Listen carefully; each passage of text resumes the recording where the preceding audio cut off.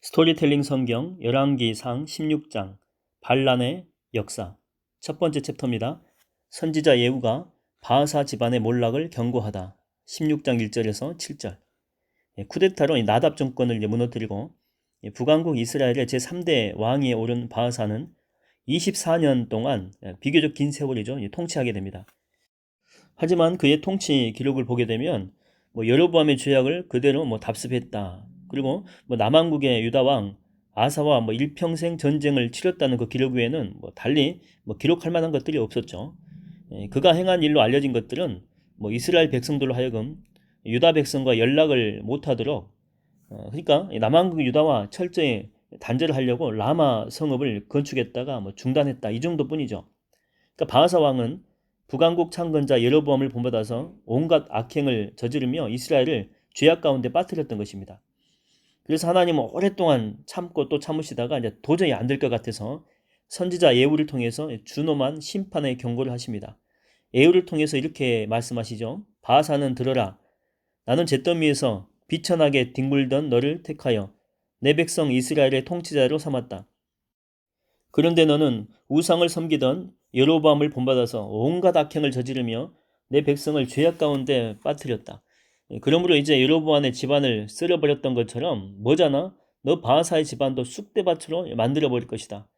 그 결과 이 바하사 집안의 자손들 중에서 성읍에서 죽는 자들은 거리의 개가 그 시체를 뜯을 것이고 들판에서 죽는 자들은 공중의 새가 그 시체를 파먹을 것이다. 이런 예언을 하게 됩니다. 정말 이 바하사 왕조가 막을 내렸을 때 살펴보게 되면 하나님의 이 준엄한 경고의 말씀대로 바하사의 집안은 쑥대밭이 되죠. 그리고 이 바하사의 자손들 중에서 성읍에서 죽은 자들은 거리의 개가 그 시체를 다 뜯어먹게 되고 들판에서 죽은 자들은 이 공중의 새가 그 시체를 파먹게 됩니다. 당시에 시신의 그 안장을 중요하게 여겼던 고대의 그 중근동 사회에서 이 같은 일은 극히 치욕스러운 일이었죠. 북왕국 이스라엘의 바하사 왕이 24년 통치 후에 이제 죽게 되고 그의 아들 엘라가 그 뒤를 위해서 이제 왕위에 오르게 됩니다. 북왕국 이스라엘의 제4대 왕이 되었던 것이죠. 두 번째 챕터, 북왕국 이스라엘의 제4대 왕 엘라, 16장 8절에서 14절까지입니다. 엘라가 북왕국 이스라엘의 제4대 왕위에 이제 즉위한 지 2년째입니다. 그때 그의 군대 장관이었던 시므리가 이 쿠데타를 일으키죠. 당시 엘라는 디르사의 궁궐을 책임지고 있는 그 신하 아르사의 집에서 잔치를 베풀고 있었죠. 술에 잔뜩 취해 있었습니다.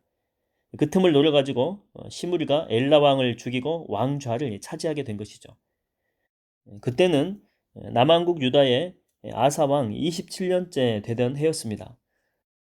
북왕국 이스라엘의 제5대 왕위에 오른 시므리는 그는 왕위에 오르자마자 바하사 왕조의 사람들을 철저히 다 쓸어버리죠. 그래서 주께서 그 전에 예후 선지자를 통해서 경고하신 징벌의 말씀이 1.1획도 어김없이 그대로 이루어지게 됩니다. 바하사 집안이 가증한 우상들을 섬김으로써 주님을 진노케 했던 대가였죠.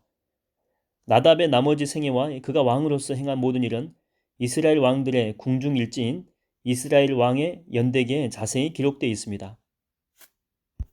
세 번째 챕터입니다. 북왕국 이스라엘의 5대 왕 시므리 16장 15절에서 20절까지.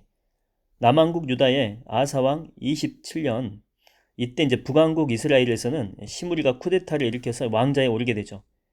그러나 그의 왕좌는 7일 차나로 끝나고 맙니다. 전쟁터에 나가 있던 또 다른 군사령관이 있었는데 이제 그가 오므리였죠. 그 오므리가 또 반역을 일으켰기 때문에 그렇습니다. 시므리가 엘라 왕을 살해한 뒤 왕좌에 앉았다는 그 소식이 들리자 전쟁터에 있던 군사들은 그 자리에서 군사령관이었던 오므리를 왕으로 추대하게 됩니다. 왕으로 이렇게 추대받은 오므리는 군사를 거느리고 기쁘도내서 이제 철수해가지고 디르사로 돌아와서 이 도성을 포위하게 되죠. 그러자 시므리를 추종했던 이 무리들은 겁을 먹고 항복하거나 뿔뿔이 도망치게 된 것입니다. 그러니까 대세가 이제 오므리에게 완전히 기울어지게 된 것이죠. 분하고 원통하다. 내가 오므리에게 당하다니. 하지만 이대로 왕궁을 넘겨줄 수는 없지. 내가 갖지 못할 바에는 아예 깡그리 불사르고 말 테다. 그러면서 시므리는 도성 이제 디르사가 함락될 것임을 알고 왕궁의 요새로 이제 도피하죠. 그런 후에 왕궁에 불을 지릅니다. 시뻘건이 불길이 무섭게 활발 치솟게 되죠. 그러나 뭐 자승자박이라고 시므리는 자신이 지른 이 불길에서 빠져나가지 못한 채 그만 타 죽고 말게 되죠.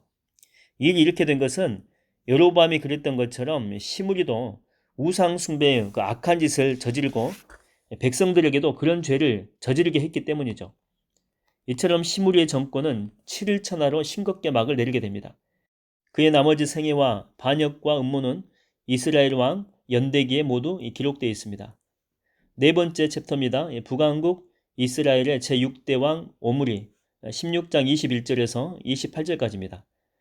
당시 디브니는 시므리, 오므리와 함께 북왕국 이스라엘의 3대 군대 파벌을 형성하고 있었던 인물이었죠.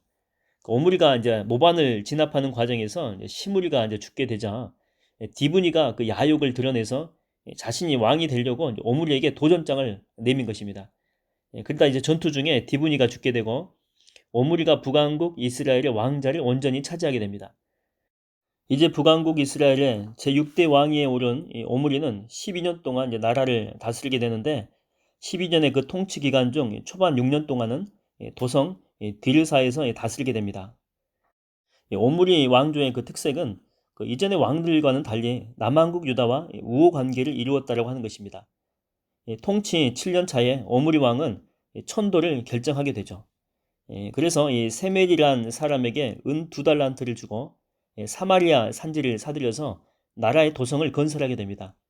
그런 후에 그곳의 예전 주인이었던 그 세멜의 이름을 따서 그곳을 사마리아 이렇게 이름을 불렀죠. 그때부터 사마리아는 나라가 망할 때까지 북왕국 이스라엘의 수도가 됩니다. 사마리아는 천연의 요새이자 교통의 요충지였죠. 그리고 아름다운 이 경관을 지니기도 했습니다. 게다가 천연의 요새지로는 가지기 힘든 이 비옥한 옥토까지 가지고 있기 때문에 수도로서 삼기에 더없이 훌륭한 장소였죠. 이곳은 남왕국의 수도 예루살렘에서 북쪽으로 한 67km 정도 떨어져 있었고 지중해 동쪽에서는 대략 한 40km 정도 떨어져 있었습니다.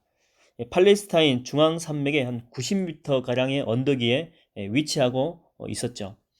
그래서 이 북왕국 이스라엘의 수도는 맨 처음에 이제 세겜이었었고 그 다음에는 디르사였죠. 자, 그런 후에 이제 사마리아에 최종적으로 자리를 잡게 됩니다.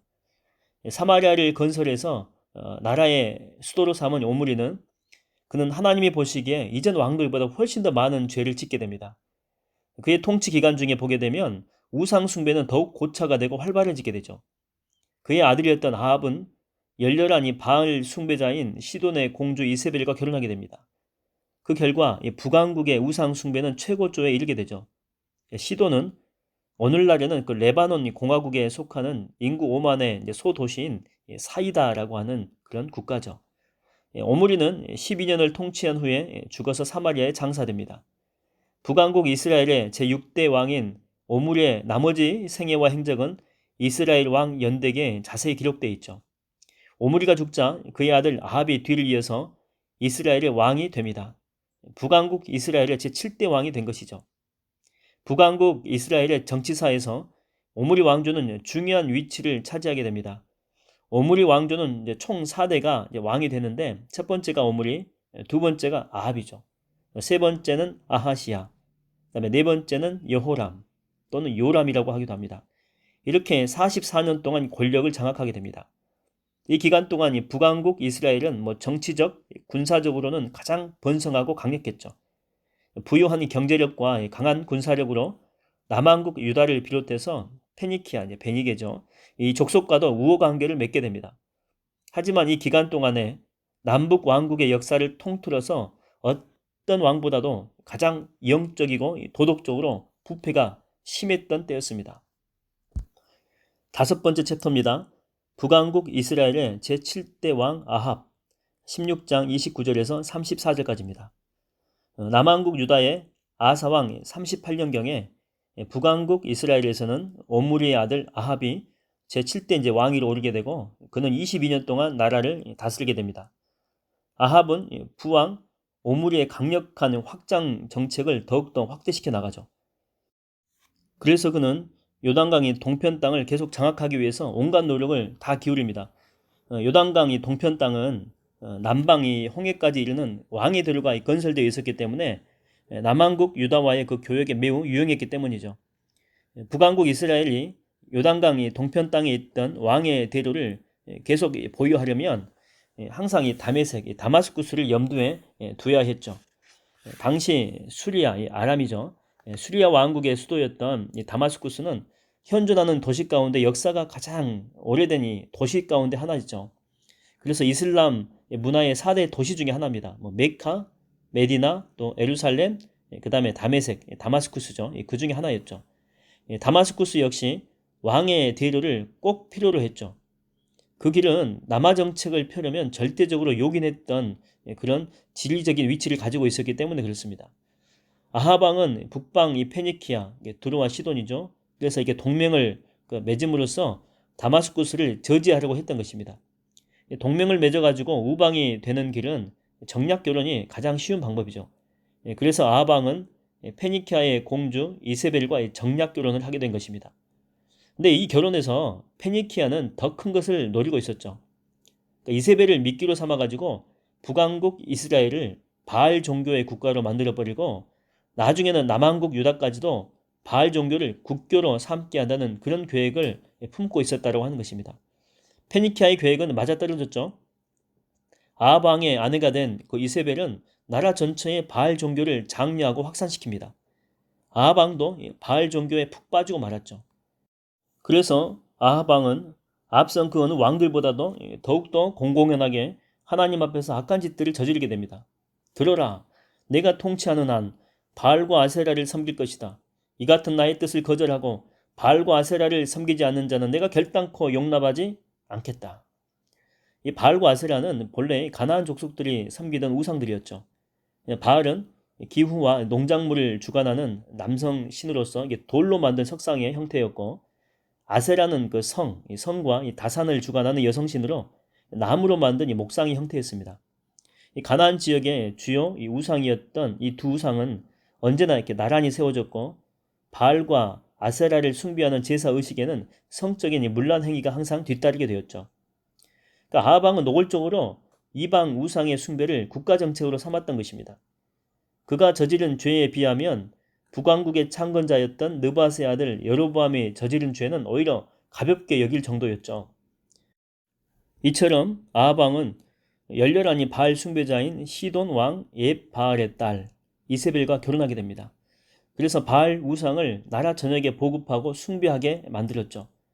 그는 사마리아 중심부에 바알 신전을 지었고 바알 신을 위한 제단도 따로 만들었습니다. 바알의 숫자만큼 여신 아세라의 목상도 만들었죠.